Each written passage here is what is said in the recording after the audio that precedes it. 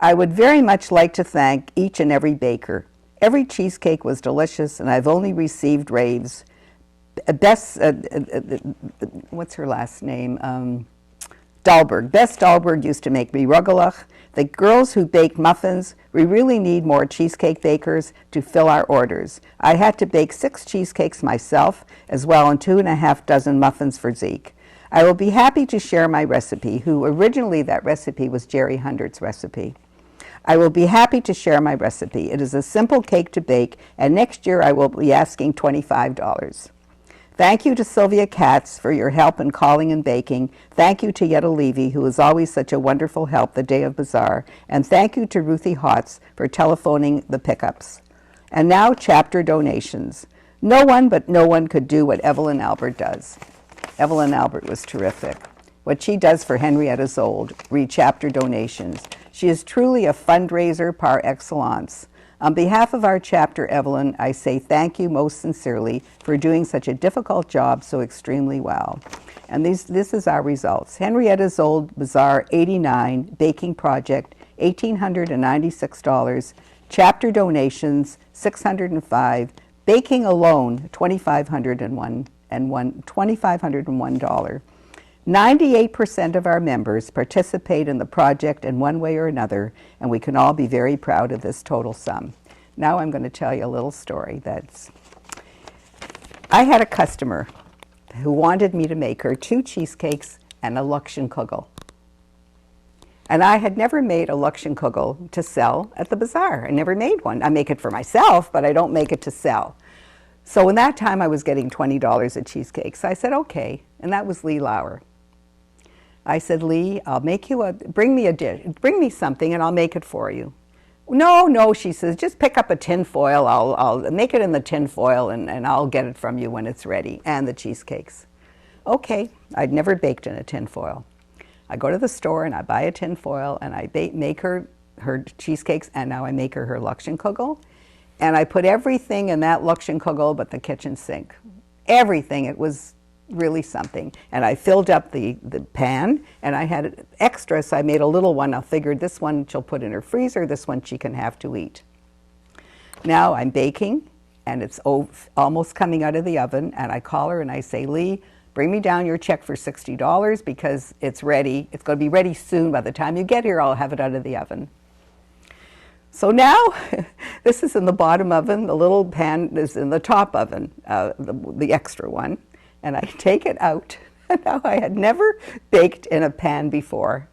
And as I'm taking this out of the oven, the whole tin foil collapses on me. And I've got noodles and raisins and jam and everything under the sun on my floor. That was great. I'm sick. I'm all this mess. And here she's coming with her $60, and the doorbell rings, and she comes in, and I say, well, you have to change your check to $40. I have such a mess to clean up, and I told her what happened. Of course, she felt terrible. I says, however, you can taste what I made. Anyway, she wouldn't let me off the hook. She says, okay, I'm sorry, but you have to make me one, and I'll bring a pan the next time. So the wind-up of that story is that when I was taking all the noodles out, and I had a hair appointment, so I was throwing it in the sink, and I was throwing it in my laundry room sink, and after I got home, oh no, then before I went, I had some clothes to wash, so I put my washing machine on, and I had taken everything that I'd put in that sink out, I thought, except there was a noodle left in the drain, which I didn't get, and water on a noodle makes the noodle spread, right? Mm. When I came home, I had a flood in my laundry room because since I changed it since, but in those days, the pipe went into my sink in the laundry room from the washing machine. I had a flood. Anyway, that was a story and a half, but at the time it was upsetting, but now it's amusing. I want to ask you a question. All of those chapters that yes. you listed, yes. Did they exist simultaneously? No. Well, There were some chapters, like some of the chapters I mentioned later, they came after because the Marietta chapter had already passed away. The Sharon chapter was no longer in existence. Those of them were a little younger, came to other chapters. So a couple of the chapters were not in existence anymore, and some of the younger girls were now organizing their own chapters. But they didn't last very long. There wasn't the enthusiasm. Can I have a question? Sure. Okay, can you describe for me, like, let's go back to the early days of the bazaar, like in the 50s and 60s. Can you describe for somebody, describe the scene on Bazaar Day, to describe the lineups, describe the people, Well, the people who shop? well, first of all, I mean, I was inside, so I know there was big lineups everywhere. People were very anxious. Oh, another thing I have to tell you is that when we started the Hadassah Bazaar, we charged $1. The tickets to go to the bazaar were $1. And for that $1 on the ticket, you had an opportunity of winning a car. There was the Richter boys donated a car.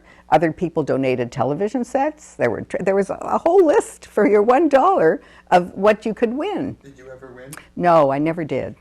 But people did. And then a few years after that, Dorothy Pollock, who lives in Israel now, she was my very... neighbor.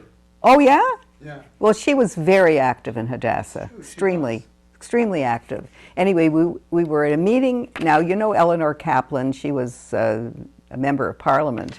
She lived here for a short while. And this one year, she took on the presidency of Hadassah Council, which I was also the president of Hadassah Council for a couple of years. And we had a meeting at her home, and Dodo Pollock was there. And she wanted to raise the price of the ticket to $2. And everybody's saying, nobody's going to come for $2. Anyway, she insisted, and we raised the price to $2, and of course everybody came. And yes, I mean, they couldn't wait, a lot of the people couldn't wait, and everybody had their customers, you know, like, Rochelle Waxman, we called it the Go-Go Boutique, where people gave her clothes, and Rochelle worked very hard on this Go-Go Boutique, because Rochelle is everything has to be just so with her, you know, she's a perfectionist, and by the time the clothes got to that Go-Go Boutique, it was like new. And she ran the Go-Go Boutique, and she had customers that came back to her every year. They couldn't wait, and they went to her Go-Go Boutique to buy clothes from her. And then at one time we had when we had at the Jewish Community Center, in the basement of the Jewish Community Center, they had like a Shmata alley. You know what I mean by that? That was where we just wanted to get rid of stuff, and we sold it like pick up a garbage bag and fill it up for $1. So we had that. Of course, that didn't last. You know, after a few years, we didn't have that anymore. But people were Christmas things. People would everything was donated. We didn't.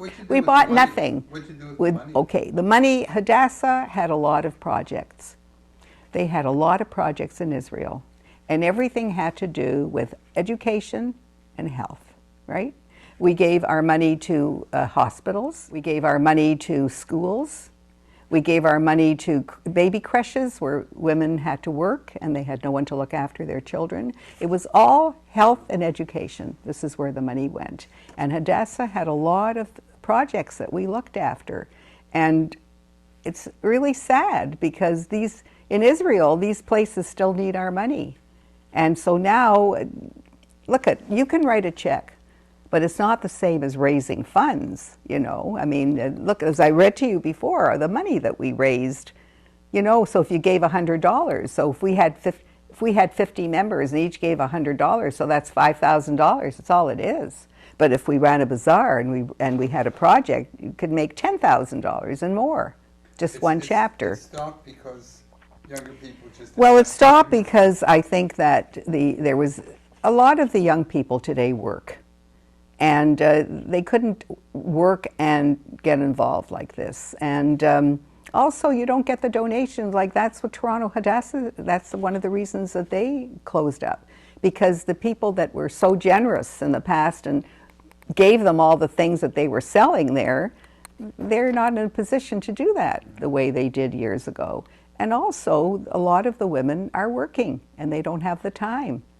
You know, these were meetings. We had a meeting a month, and then the projects. You know, and it wasn't just the bazaar. Don't forget, there was There was a Euthalia tea that was run, Euthalia, this is children in Israel that need help. You know, a lot of them unfortunately are orphans.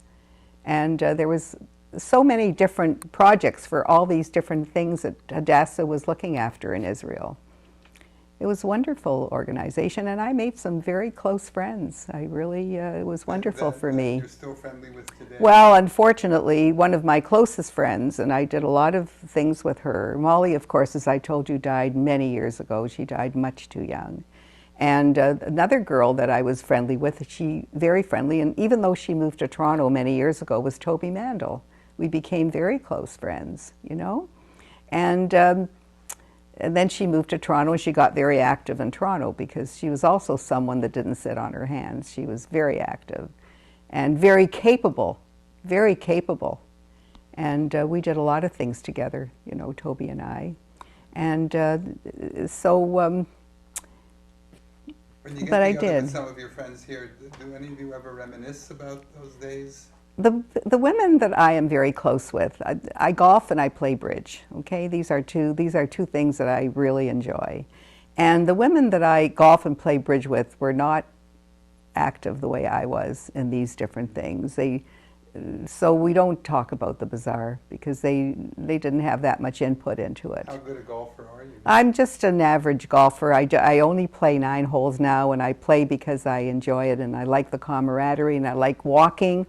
Today would have been a great day. Perfect. This is the first year that I have my clubs on a cart. I walk, and up until this year I pulled and pushed.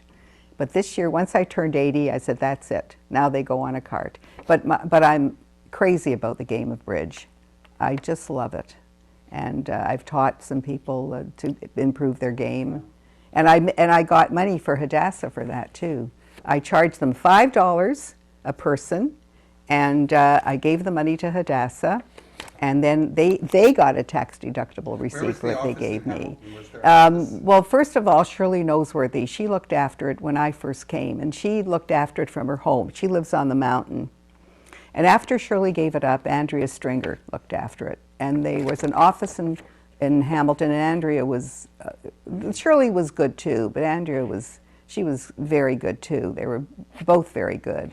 And she had an office in the building that Dr. What's his name? He owned that building. Jack Schechter, Dr. Schechter.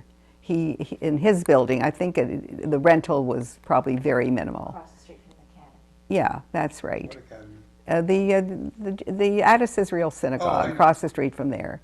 And then after Andrea had done it for quite a few years, Shirley unfortunately had a problem with her eyes. She couldn't see that well. She had to hold things up very close to her face, and I guess after a while she felt that, you know, it would be better for someone else. And Andrea gave it up just 2 or 3 years ago, 4 years ago, just before it was finished. It's only been finished for about 3 or 4 years. The office, the bazaar, we haven't had in a long time. But Andrea gave it up, and Fern Spearglass took it over. And Fern was also there. Everyone they had in that office was a pleasure. And it didn't last very long. I think Fern had it for maybe a couple of years. And then now everything goes through Montreal. That's where the head office is.